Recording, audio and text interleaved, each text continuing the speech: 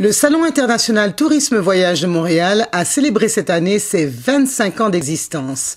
Du 25 au 27 octobre dernier, il s'est déroulé à la place Bonaventure où globetrotters, voyagistes, publicistes, journalistes, etc. s'étaient donné rendez-vous. Le Salon international Tourisme Voyage est l'occasion pour les explorateurs de s'informer sur les nouveautés et peut-être de trouver l'inspiration en vue d'un prochain voyage.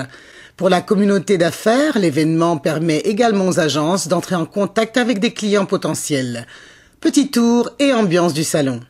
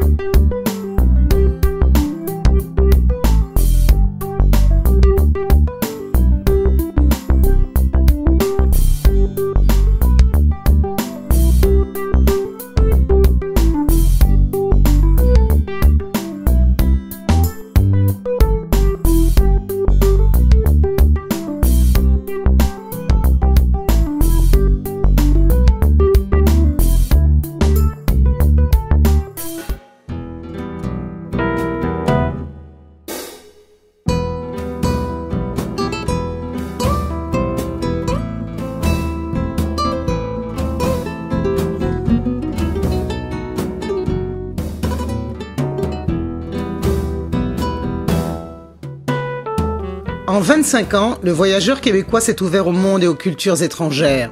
En effet, selon Jean Colette, président de l'Association des agents de voyage du Québec, avant, faire un voyage, cela voulait dire aller en Floride, se rappelle-t-il. On partait 2 semaines à Cuba et c'était tout. C'était le bout du monde. Aujourd'hui, si on pense à faire un voyage, on pense à la découverte. Par exemple, ces temps-ci, on sent un grand intérêt des Québécois pour le Pérou. C'est un pays qui fascine. Cet engouement se reflète aussi à l'aéroport Pierre-Elliott Trudeau, où l'achalandage a presque doublé depuis 10 ans. En 2001, l'aéroport a reçu 8 millions de passagers. Cette année, le nombre atteint les 14 millions.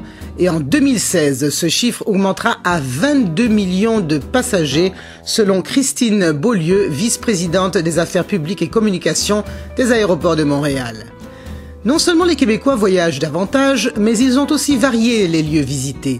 À Montréal, en 1993, on recensait 58 destinations canadiennes, 37 américaines et 32 internationales sur 11 transporteurs. En 2012, le nombre de transporteurs a plus que doublé, soit à 30, ainsi que les destinations internationales, 76 aujourd'hui, alors que les destinations canadiennes passaient à 29 et les américaines à 26. Il y a une vingtaine d'années, les Québécois qui partaient à l'étranger se rendaient principalement en Floride. La compagnie Air Transat, qui propose des forfaits avions-hôtels à prix abordables, a littéralement fait exploser l'offre des destinations internationales selon Christiane Beaulieu. Air Transat a ouvert l'Amérique centrale, Haïti, la Turquie et bien d'autres pays. D'autres voyagistes comme Vacances Air Canada et Vacances Sunwing ont aussi contribué à la diversification des destinations. Par exemple, en 2001, on avait des départs vers 10 destinations soleil. En 2013, on en compte 40. Haïti s'ouvre de nouveau au monde et souhaite retourner sur la carte internationale touristique. Au stand de ce pays, nous avons rencontré le chargé de projet événementiel du ministère du Tourisme haïtien, M. Georges Siméon. Monsieur Siméon, est-ce que vous pouvez nous dire aujourd'hui, puisque l'on sait que Haïti essaie de se replacer sur la carte internationale du tourisme, quels sont les atouts de ce pays ? C'est un pays riche en culture, riche en couleurs. Bien sûr, nous avons les plages et on n'a pas qu'à vendre les plages puisqu'on doit vendre cette culture. Bien sûr, comme vous le voyez en arrière de moi, la couleur, la culture vaudou et la partie culturelle, l'historique de ce pays. Donc c'est tout ça qu'on peut vendre dans ce pays. Alors, comment ça s'est passé du point de vue de feedback dans le salon ?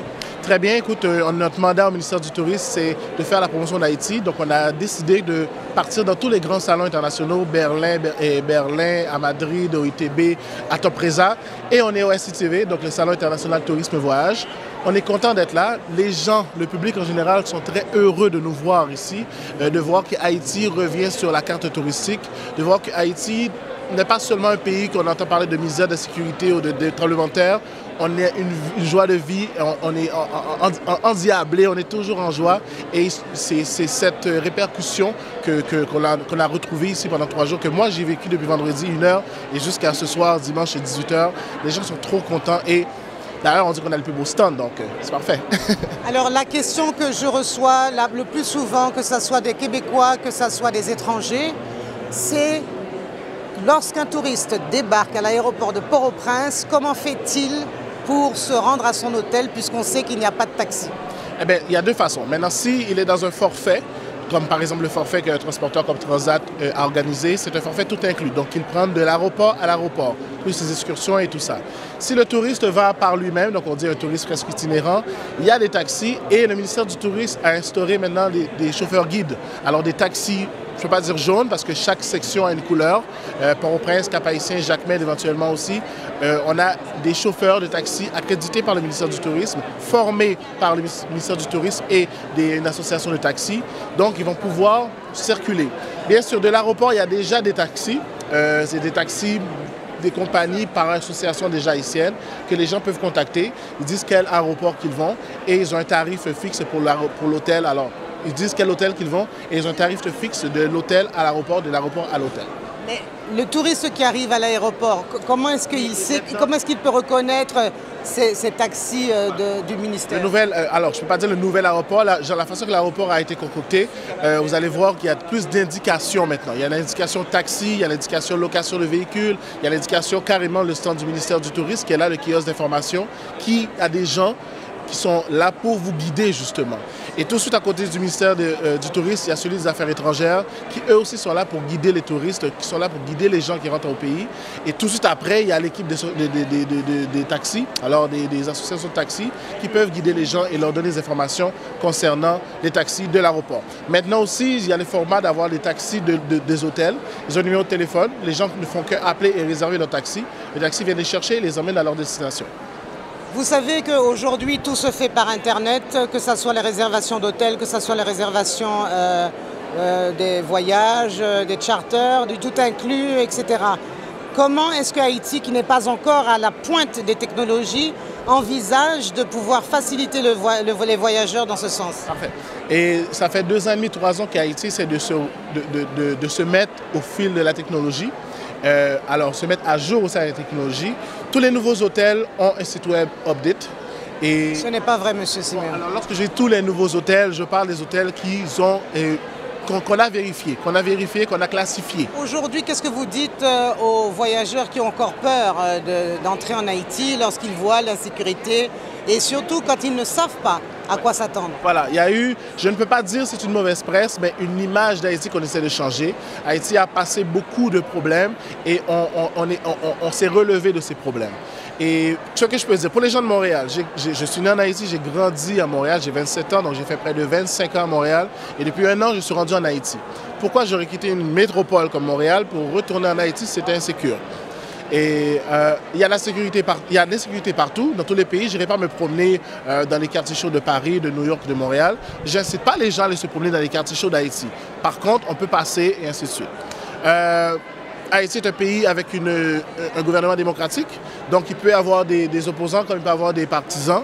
Il peut y avoir des manifestations pacifiques et il peut y avoir des manifestations qui dérangent, comme que je sais voir aussi dans d'autres pays. Et lorsque ça arrive, il y a des autorités, il y a des annonces qui se font pour ne pas visiter ou ne pas passer dans ces coins-là. Donc il y a ça dans tous les pays. Donc l'insécurité pour moi ne doit pas être un facteur. Par exemple, on me dit toujours, si j'ai une envie fou d'aller en Jamaïque, il faut rester dans un resort, ne va pas dans la ville. C'est le même type de parole qu'on dit pour Haïti aussi. Et si des grands transports... Oui, mais les voyageurs ne veulent plus ça, justement. Les voyageurs, les nouvelles tendances, c'est justement le tourisme durable, c'est découvrir la culture. Donc, tout ce qui est inclus et rester dans une resort, ça n'intéresse plus les voyageurs. Nous, en Haïti, on n'a pas de resort. Donc, on n'a pas de resort. C'est carrément un voyage touristique, un voyage culturel. La mer, bon, c'est partie remise parce qu'il y a toujours de la mer. C'est une île. Donc, c'est ce que l'on vend. On vend de la découverte, on vend de l'expérience. Vient le slogan, c'est là pour là, vivez l'expérience, vivez l'expérience, experience it. On peut donner dans toutes les langues. C'est vivre cette expérience et s'enlever les clichés, s'enlever les mythes urbains et découvrir un pays d'une autre façon, découvrir l'image de ce pays d'une autre façon. C'est pour ça que les gens doivent venir. Le voyageur d'aujourd'hui recherche aussi des expériences authentiques. À l'époque, les vacances étaient souvent synonymes de repos. On privilégiait les séjours à la plage et le farniente. Aujourd'hui, on se tourne de plus en plus vers des voyages de découverte, indique Jacques Rodier, président fondateur de l'agence Voyage Traditour. Les gens veulent découvrir la culture locale, entrer chez les gens, savoir comment ils vivent et ce qu'ils mangent, souligne-t-il. On veut aussi diversifier les expériences, par exemple en prenant des cours de cuisine, de peinture ou de yoga, en logeant dans des cabanes, dans les arbres, des hôtels sous-marins ou même sur pilotis. Le Costa Rica est une destination de plus en plus prisée par les Québécois. Surnommée la Suisse de l'Amérique centrale, la République du Costa Rica a bien plus à offrir aux visiteurs qu'une relative prospérité et une tranquillité certaine. Ce pays possède une splendeur naturelle qui ne laissera personne indifférent. Côtes débordantes de 1001 richesses, montagnes et rivières, forêts tropicales, végétation luxuriante, papillons multicolores, le Costa Rica ne cesse de fasciner les voyageurs par ses beautés naturelles et ravira les contemplatifs autant que les sportifs. En y associant des structures touristiques de premier ordre, ce pays est aussi le paradis des familles en quête d'exotisme en voyage. Et puis le Costa Rica est aussi et surtout numéro 1 au monde du tourisme durable. En 20 ans, le Costa Rica a augmenté de 31% sa surface forestière et mis sur pied une politique nationale de protection des parcs nationaux.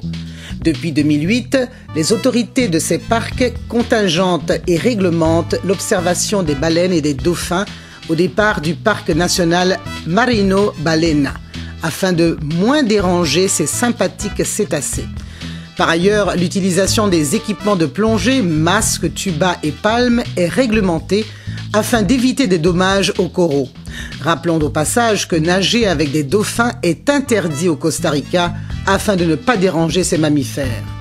Le label Bandera Azul Ecológica, drapeau bleu écologique, label attribué aux plages propres suivant des critères rigoureux, a été mis en place. La certification CST, certification pour un tourisme durable, est un label de 6 niveaux différents et est attribué aux hôtels répondant à un cahier de charges rigoureux. C'est une action privée contrôlée par l'État. Rencontre avec Jürgen Stein, président de l'agence de services du tourisme durable Conselvatur et propriétaire de l'hôtel Selva Bananito Ecolodge. Je m'appelle Jürgen Stein, je suis le propriétaire de l'auberge ou l'Ecolodge Selva Bananito au la côte Caraïbes Sud et aussi le propriétaire d'une grande réserve privée, le nom est Selva Bananito Reserve. Alors on va voir tout à l'heure la réserve, mais pourquoi avoir fait ce choix, Jürgen, puisque ça a à voir avec le tourisme durable? Je sais que vous avez également des pamphlets ici qui ont été faits avec une matière tout à fait spéciale. Est-ce que vous pouvez nous en parler? Oui, notre brochures sont préparées aux produits avec le fibre de banane. 90% de la fibre de banane, de papier, c'est fibre de banane. Je n'ai coupé quelques arbres pour produire cette brochure. Le tourisme durable, c'est la seule solution pour une industrie qui fait beaucoup d'impact sur la nature et aussi sur la culture des pays si on ne le met pas dans une... Okay, I have to say some things in English, excuse me. In an adequate size. Je pense que le tourisme durable a besoin les touristes doivent savoir qu'il y a une escale de tourisme que ce n'est pas durable. On peut détruire une destination pendant très peu d'années si on ne fait fait pas attention et si on laisse que beaucoup de personnes visitent en même temps cette destination. Comment ça se passe aujourd'hui au Costa Rica, Jürgen? Parce qu'on voit que c'est une des destinations d'ailleurs en ce moment préférées de beaucoup de voyageurs et également de Canadiens et de Québécois. Comment ça se passe exactement?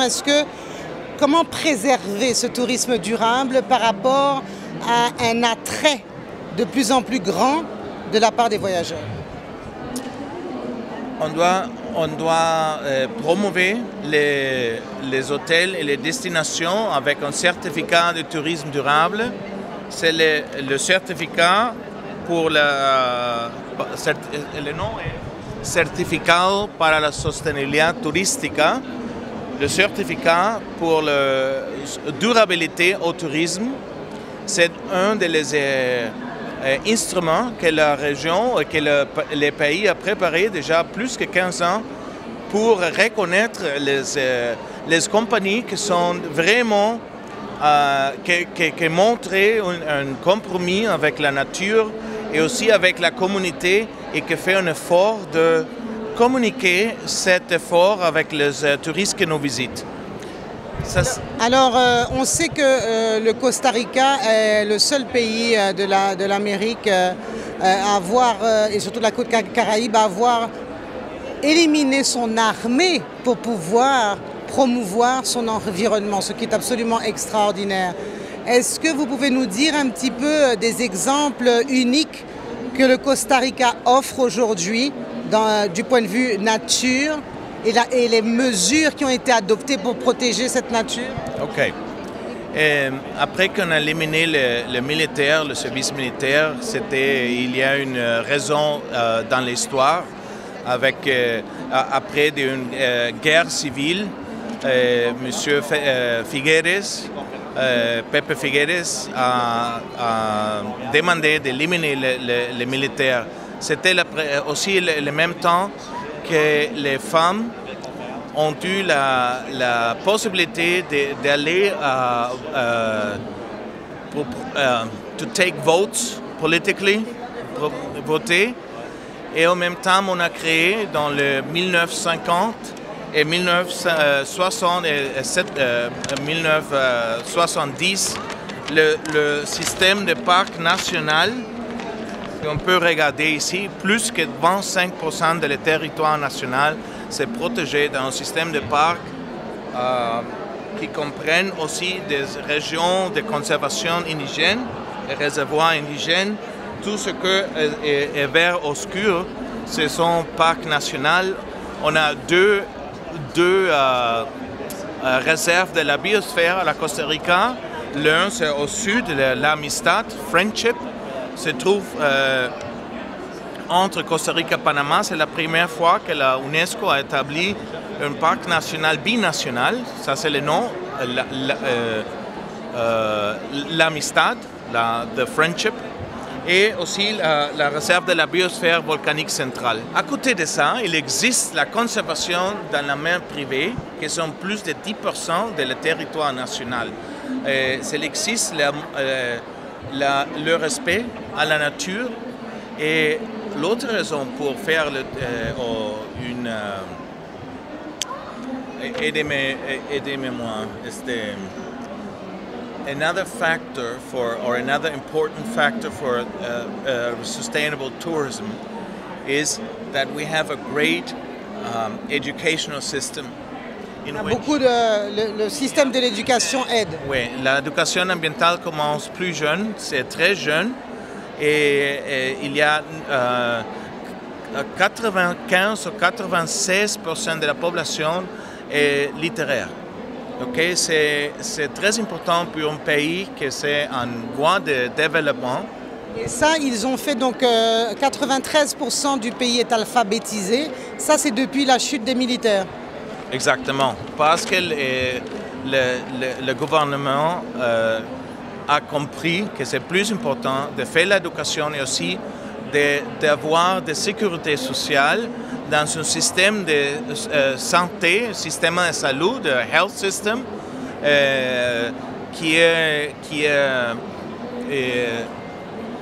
which is leader in Central America. Alors, combien de touristes reçoit le Costa Rica par an aujourd'hui? Plus ou moins 2 200 000.